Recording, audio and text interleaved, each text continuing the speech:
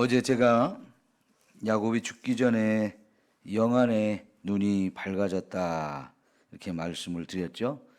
영안이 열려서 행한 여러 가지 일이 있는데, 첫째는 어제 말씀드린 것처럼 자기의 죽음이 가까이 왔다는 것을 깨닫고 그 죽을 준비를 편안하게 할 수 있었다는 겁니다.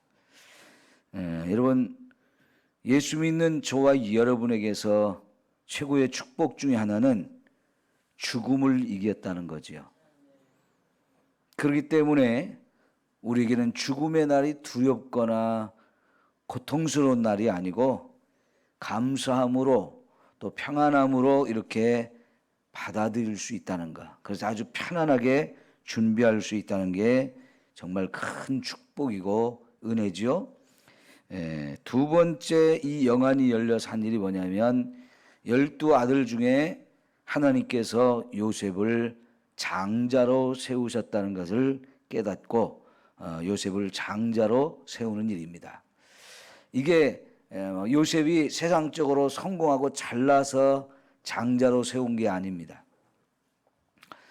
첫째 아들이 큰 죄를 범함으로 스스로 그 장자권을 잃어버린 자가 되었는데, 그러면 나머지 아들 중에 하나님께서는 이 요셉을 장자로 선택을 하셨어요. 하나님의 뜻이 요셉에게 있다는 것을 깨닫고 그를 장자로 세운 겁니다.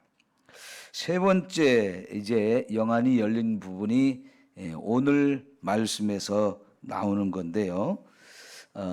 이제 요셉에게 두 아들이 있었죠. 이 두 아들을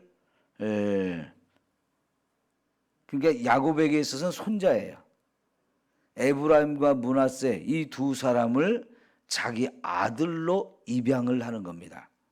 오늘 말씀해 보면 5절에 내가 애굽으로 와서 내게 이르기 전에 애굽에서 내게 낳은 두 아들 에브라임과 므낫세는 내 것이다 그랬어요. 내 것.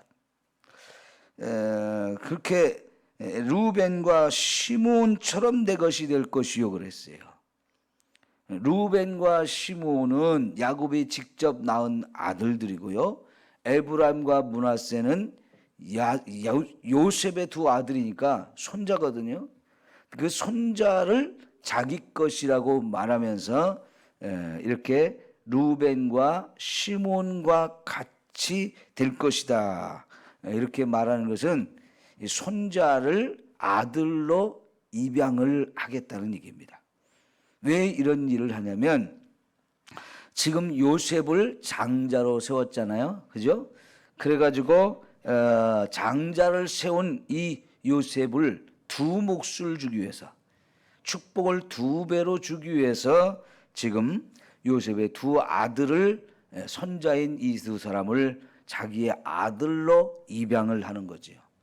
그래서 이제 그렇게 한 이유가 49장에 가면 이제 야곱이 12아들을 다 불러가지고 일일이 하나씩 축복하잖아요. 그렇게 할 때에 그게 다 이제 그 아들들에게 주어진 축복의 몫이에요.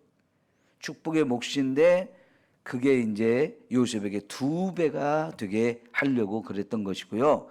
이것이 이제 출애굽기, 신명기 이렇게 쭉 가면서 이 지금 요셉의 두 아들인 에브라임과 므낫세가 12지파로 편입이 돼가지고 결국은 가나안 땅에 들어가서 땅을 분배받을 때 거기서 에브라임, 므낫세 각각 이 사람들이 지파, 12지파 중에 하나로 편입이 돼서 땅을 분배받게 되죠.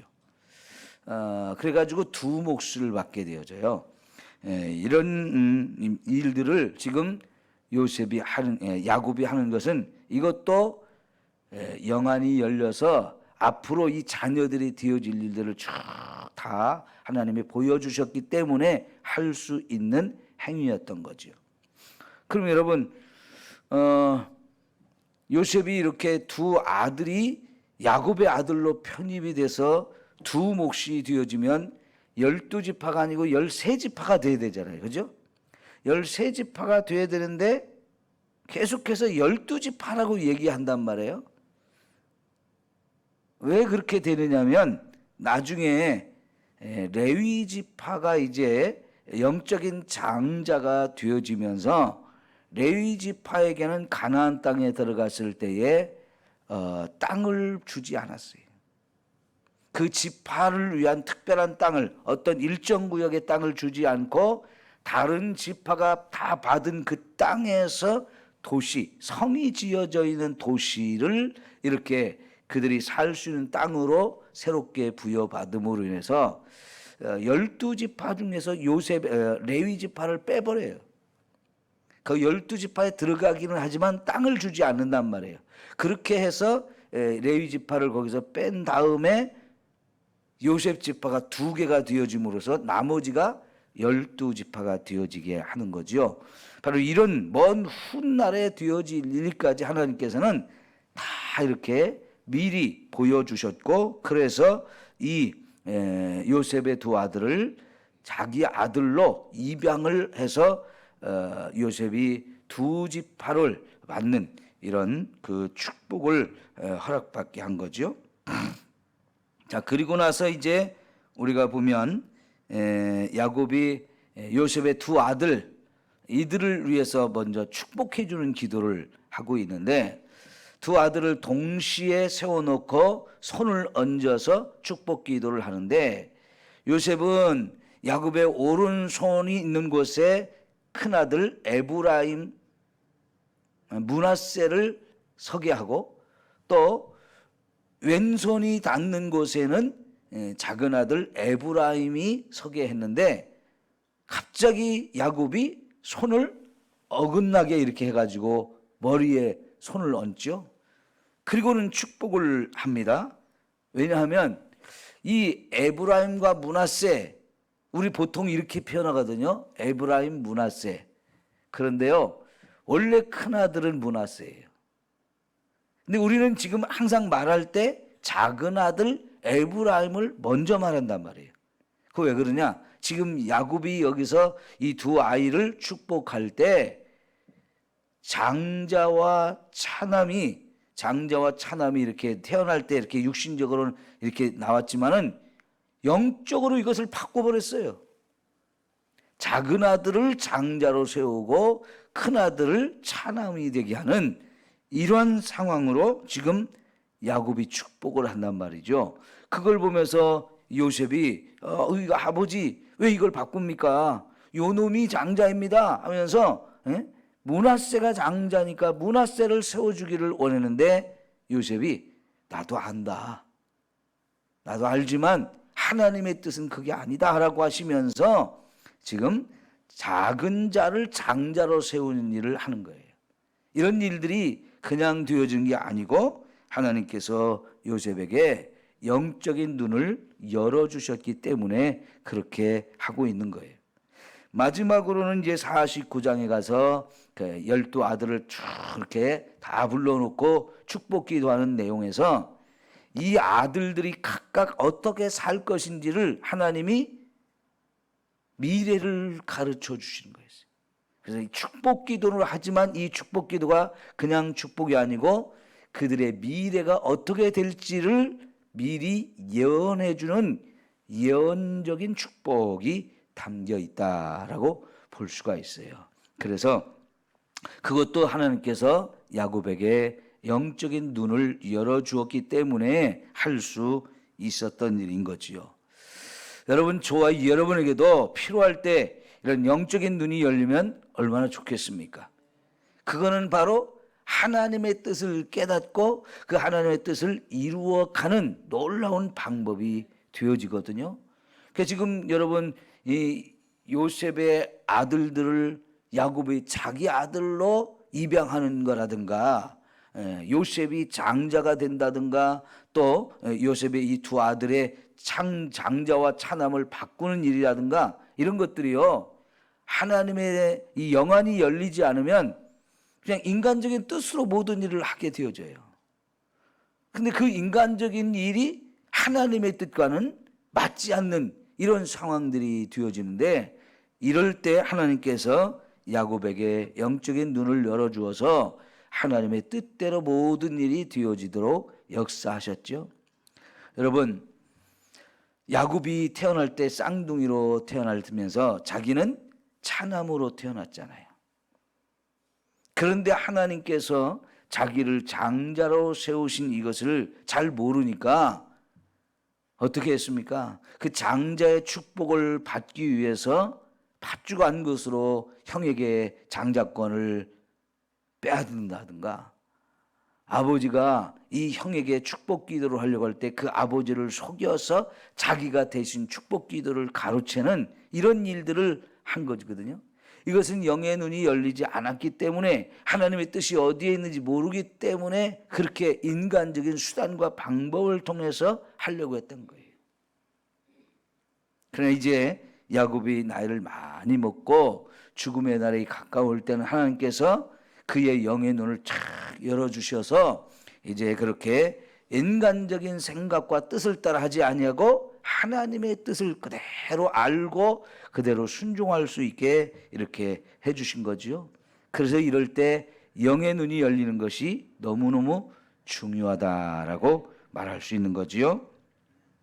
자, 여러분, 특별히 이제 야곱이 요셉이 이렇게 왔을 때 3절부터 쭉 얘기하는 걸 우리가 가만히 보면, 자기가 루스라고 하는 곳에서 하나님 처음 찾아오셨을 때, 외삼촌 집으로 도망가는 길에서 이 베델이라는 곳에 처음 하나님이 자기를 찾아와 만나 주셨을 때 하나님이 하신 축복, 그거를 설명하죠. 이걸 왜 설명합니까? 이게 바로 언약을 전수해 주는 거였어요. 하나님이 아브라함 때부터 맺어준 그 언약을 이삭에게 전수했고, 이삭은 야곱에게 전수했는데 이제 야곱이 요셉에게 전수하고 있는 거지요. 그러니까 여러분, 이 아브라함부터 이스라엘 백성들에게는 이 언약을 후손들에게 전수하는 거 굉장히 중요하게 생각한 거죠. 이거는 결코 내게서 멈출 일이 아니라는 거예요.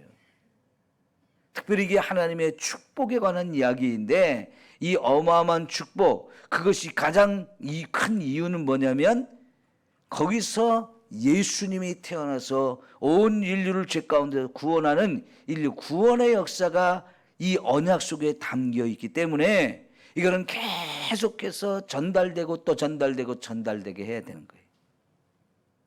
그러니까 여러분, 야곱은 죽기 전에 이 장자인 요셉에게 이 언약을 계승하고 전수하는 것을 볼 수 있거든요. 특별히 여러분, 유대인들은 그래서 이 부모의 신앙을 자녀들에게 전수하는 부분을 가장 중요하게 생각했어요. 그래서 이건 아주 철저했습니다. 믿음으로 자기 자녀들을 기르고 말씀으로 양육하는 일에 얼마나 철저했는지 몰라요. 그러나 이제 역사 속에서 보면 그런 부분에서 실패했던 때가 종종 있어요. 그것이 실패했던 대표적인 예가 사사시대입니다. 사사시대. 그 사사시대가 시작될 때 어떻게 시작하냐면, 여호수아와 그 세대 사람들이 다 죽고 나서 그 다음 세대들은 여호와를 알지 못했더라 그래요. 여호와를 알지 못해서 그들이 어떻게 살았느냐? 왕이 없었으므로 모두 다 자기 소견에 오른 대로 살았다 그래서요. 거기서 말하는 왕은 우선적으로는 인간 왕이에요. 그런데 그 인간 왕은, 유대 나라에 세워지는 인간 왕은 하나님이 왕 되심을 대신하는 자이기 때문에 여기서 왕은 진짜 하나님을 말하는 거예요. 그 백성들의 마음 속에 하나님을 왕으로 섬기지 않는 마음이 되어지니까 다 지멋대로, 다른 말로 하면 지가 왕이 됐다는 거예요. 자기 소견에 오른 대로 살았다. 그래서 사사시대가 암흑시대가 되고 자꾸 이방 나라한테 나라를 빼앗기거나 고통을 당하거나 있는 걸 다 뺏기거나 계속 시달림을 받는 이런 혼란과 고통의 시간, 이게 이제 사사시대인데요. 여호수아 시대가 지나면서 다음 세대에게 신앙 전수가 실패를 했기 때문에 그래요. 여러분, 우리가요, 우리 자녀들에게 신앙을 전수하는 일이 그렇게 중요해요. 이건 하나님의 명령입니다. 신명기 6장 4절부터 11절에 그것을 아주 명확하게 밝히고 있는데, 이스라엘아 들으라 하면서 하나님은 한 분밖에 없다. 그 하나님, 유일하신 하나님이신 그 하나님을 우리 마음을 다하고 뜻을 다하고 힘을 다하고, 그래서 하나님만을 사랑해야 된다, 이렇게 가르쳐 준 다음에 이 하나님 사랑하는 걸 너만 하지 말고 네 자녀들에게도 부지런히 말씀을 가르쳐서 그 자녀들이 똑같이 너희들과 함께 하나님을 유일한 하나님으로 알고 그 하나님을 사랑하게 해야 된다는 거죠. 그러기 위해서는 집 안에서도 앉아서도 말씀을 강론하고, 누울 때도 강론하고, 밖에 나갈 때도 강론하고, 계속 가르치고 또 문설주에도 말씀을 써붙이고, 이마에도 써붙이고, 손목에도 써붙이고, 말씀이 우리 삶에서 떠나지 않게 하라는 것을 강조했어요. 그때부터 유대인들은 자녀들에게 이 신앙을 전수하기 위해서 말씀을 외우게 하죠. 하나님 말씀이 내 마음에 새겨지도록 하기 위해서 창세기에서부터 신명기까지 다 외우게 만들었어요. 여러분, 이게 보통 노력과 정성을 들이지 않으면 안 되는 거예요. 상상해 보세요. 이게 지금 창세기부터 신명기까지 다 외운다는 게 우리가 지금 상상이나 되는 일입니까? 근데요, 그 어마어마한 일을 유대인들은 자녀들에게 그렇게 시켰어요. 되게 놀라운 일이죠. 근데 말씀을 외워버리니까 그 다음부터는 말씀이 그들 속에서 살아서 역사함으로 인해서 말씀을 통해서 하나님을 만나요. 말씀을 통해서 하나님이 나를 사랑한다는 걸 깨달아요. 그러니까 그 말씀대로 살지 않을 수가 없는 거지요. 예? 그래서 철저하게 하나님을 제일로 사랑하고 믿음으로 살게 한 거거든요. 그런데 안타깝게도 우리는 우리 자녀들을 신앙으로 양육하고 그 자녀들에게 믿음을 전수하는 일에 너무나 많이 실패를 했어요. 이런 실패를 하지 않기 위해서는 여러분, 지금이라도 저와 여러분이 자녀들을 위해서 철저히 기도함으로 이제는 하나님이 그 자녀들에게 강권적으로 역사해서 하나님을 만나게 하고, 하나님이 그들을 얼마나 사랑하는지를 깨닫게 해주셔서 믿음 갖고 살게 해야 돼요. 자녀들이 자라다 보면 하나님 떠나서 하나님 없이 자꾸만 세상으로 간단 말이죠. 그런 자녀들을 그냥 두면 안 되고요. 그 자녀들을 철저하게 믿음으로 살아야 된다는 걸 내 삶을 통해서 보여주고, 그 자녀들이 지금은 내가 말해도 안 들으니까 하나님이 강권적으로 역사하시도록 하나님께 자꾸 기도해야 돼요. 그래서 이 자녀들이 언제라도 돌아와서 믿음으로 살 수 있도록 그렇게 해야 할 줄 믿습니다. 이 신앙을 전수하는 것은 너무너무 중요한 우리의 사명이에요. 부모에게 준 사명. 이 사명을 우리가 좀 잘 감당해야 할 줄 믿습니다. 예.